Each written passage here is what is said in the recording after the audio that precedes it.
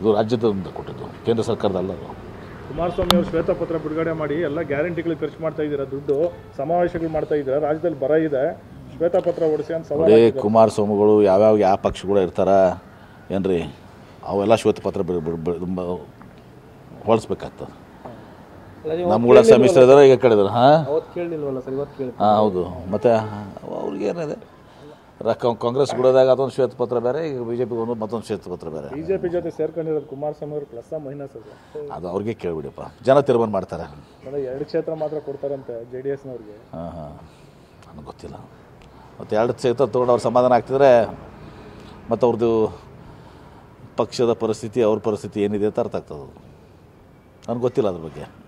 ಇದು ರಾಜ್ಯದಿಂದ ಕೊಟ್ಟಿದ್ದು, ಕೇಂದ್ರ ಸರ್ಕಾರದಲ್ಲ ಅದು.